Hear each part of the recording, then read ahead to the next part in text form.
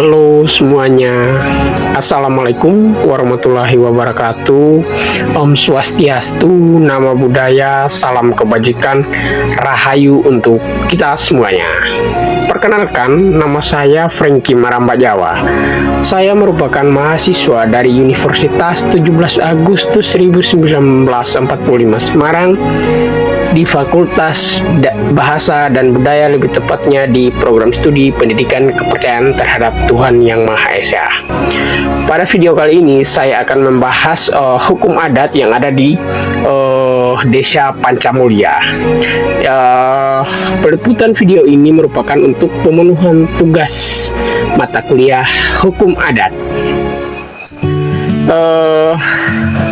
Desa Pancamulya merupakan sebuah desa yang ada di Kecamatan Sungai Bahar, Kabupaten Muaro Jambi, Provinsi Jambi.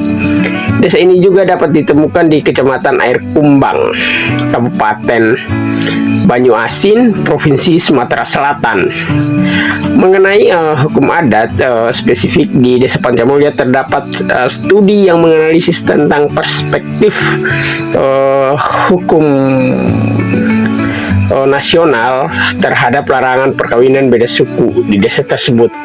Ada juga di sebuah artikel nanti yang menjelaskan desa ini membahas mengenai hukum adat setempat.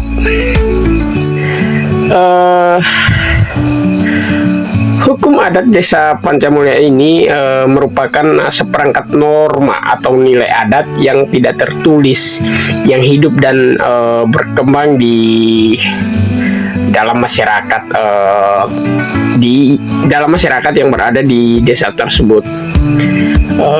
Dalam konteks hukum nasional, hukum adat Desa Pancamulya memiliki kedudukan yang diakui sepanjang tidak bertentangan dengan peraturan perundang-undangan yang berlaku, sebagaimana ditegaskan dalam pasal 18B ayat 2 Undang-Undang Dasar Negara Republik Indonesia tahun 1945. Dengan demikian, hukum adat tidak hanya berfungsi sebagai warisan budaya, tetapi juga sebagai bagian dari pluralisme hukum di Indonesia yang memperkaya sistem hukum nasional. Keberadaan hukum adat di Desa Pancamulya ini hingga saat ini menunjukkan bahwa nilai lokal masih memiliki relevansi dalam mengatur kehidupan masyarakat desa.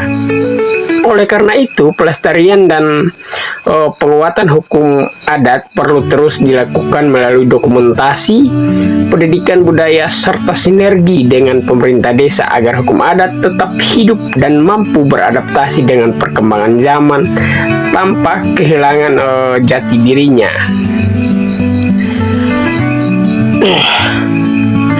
Warisan hukum adat ini membahas mengenai beberapa hukum adat yang berlaku di sana, seperti tanah ulayat dan pengelolaan sumber daya alam, kekerabatan dan kehidupan sosial, perkawinan adat, harta warisan, hutang piutang, ketertiban dan pelanggaran adat lainnya. Terus pada hukum adat ini memiliki struktur juga, yaitu Dewan Adat atau lembaga adat yang menangani pelaksanaan penegakan hukum yang ada di sana.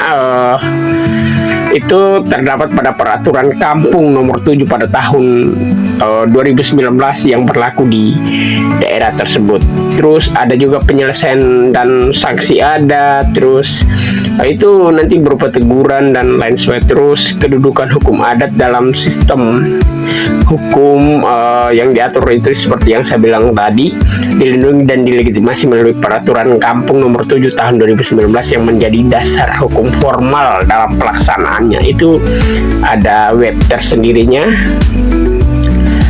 Jadi itu merupakan hukum adat yang ada di Desa Pancamulya. Nah, kita cuman akan mengulas salah satu hukum adat yang berada di desa tersebut, yaitu sistem perkawinan sistem perkawinan adat yang berada di desa tersebut. Nah, perkawinan adat itu diatur berdasarkan nilai-nilai lokal yang menekankan musyawarah keluarga, penghormatan terhadap orang tua, serta tanggung jawab sosial pasangan atau suami istri. Proses perkawinan adat tidak bertentangan dengan hukum negara, tetapi dia memperkuat legitimasi sosial dalam masyarakat adat, seperti yang saya jelaskan tadi, karena ada peraturan kampung nomor 7 pada tahun 2019 yang dibuat oleh warga masyarakat desa Pancamulya tersebut. Oke, pada hukum adat kali ini saya cuma berfokus pada sistem perkawinan, karena saya menemukan ada salah satu jenis judul artikel, yaitu larangan perkawinan beda suku antara suku Sunda dengan suku Jawa dalam perspektif hukum Islam. Ini yang berlaku di desa Pancamulya tersebut. Isi artikel ini menegaskan bahwa hukum adat larangan perkawinan beda suku, yaitu antara suku Sunda dan Jawa di desa Pancamulya, masih berlaku secara sosial, namun tidak lagi memiliki kekuatan mengikat secara hukum formal maupun hukum agama. Jadi hukum adat ini tidak lagi memang masih berlaku secara sosial, namun tidak memiliki kekuatan mengikat secara hukum formal maupun agama. Itu isi dari artikel atau jurnal tersebut. Jadi kalau kita melihat posisi hukum adat dalam artikel tersebut dapat dirumuskan sebagai berikut.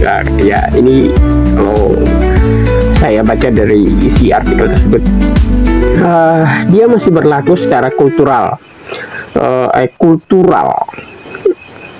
Larangan tersebut masih diyakini oleh sebagian masyarakat sebagai warisan turun-temurun yang berakar pada sejarah konflik, yaitu perang Bubat dan mitos adat. Nah, itu yang terjadi. Karena terus yang kedua, mengalami pergeseran dan pelemahan dalam praktiknya. Juga larangan ini mulai ditinggalkan. Perkawinan beda suku tetap dilakukan apabila syarat dan rukun perkawinan Islam terpenuhi, meskipun dengan konsekuensi simbolik seperti tidak dilaksanakan ritual adat tertentu. Nah, tidak diakui dalam hukum Islam berdasarkan analisis URF. Larangan dikategorikan sebagai URF fasid atau kebiasaan rusak karena tidak memiliki dasar dalam Al-Quran dan Sunnah. Terus dia bertentangan dengan prinsip tauhid. Terus mengandung unsur keyakinan terhadap sebab mujabab non religius. Nah, dengan demikian artikel ini menempatkan hukum adat tersebut sebagai adat yang tersisih secara normatif, meskipun belum sepenuhnya hilang dalam praktik sosialnya.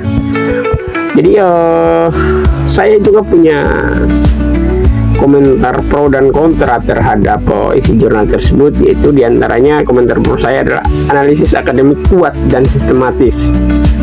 Artikel ini berhasil mengintegrasikan kajian hukum adat, hukum Islam, dan realitas sosial secara komprehensif. Relevan dengan konteks pluralisme hukum Indonesia, penelitian ini mencerminkan dinamika antara hukum adat dan hukum agama dalam masyarakat multikultural. Terus penggunaan teori URF juga tepat. Teori URF digunakan secara tepat untuk menilai keabsahan adat dalam perspektif hukum Islam, memberikan kontribusi praktis. Terus artikel ini juga menjadi rujukan bagi masyarakat dan aparat keagamaan dalam menyikapi konflik adat dan agama secara bijak. Sedangkan kontra saya, cakupan wilayahnya itu terbatas. Sedangkan kalau kita berbicara mengenai desa Pancamulya itu ada di beberapa tempat, ya, seperti di Sumatera, di Jawa, di Sunda itu tadi kan ada. hanya dilakukan di satu desa, sehingga generalisasi ke wilayah Sunda Jawa secara luas masih terbatas. Terus perspektif hukum negara kurang dieksplorasi. Pembahasan undang-undang perkawinan dan hukum positif Indonesia belum dikaji secara mendalam sebagai pembanding hukum adat dan hukum Islam. Terus dia juga minim eksplorasi dampak psikososial, dampak larangan terhadap pasangan. Terus ini merupakan stigma tekanan sosial, itu belum dibahas secara khusus. Nah, dari isi jurnal tersebut itu dapat saya simpulkan secara keseluruhan menunjukkan bahwa hukum adat larangan perkawinan Sunda Jawa di Desa Pancamula itu berada pada posisi tergeser, masih hidup secara kultural tetapi tidak sah menurut hukum Islam dan tidak relevan dalam hukum modern. Artikel ini layak dijadikan referensi akademik dalam kajian hukum adat, hukum Islam, dan dinamika sosial masyarakat Indonesia kontemporer. Jadi itu merupakan kesimpulan menurut saya ada isi jurnal tersebut. Nah, semoga informasi ini bisa menambah wawasan untuk kita semuanya. Saya mohon maaf apabila ada kesalahan kata dalam penyampaian video kali ini. Saya tutup dengan salam rahayu untuk kita semuanya. Semoga kita sehat selalu, jaga adat, jaga budaya. Terima kasih, bye-bye.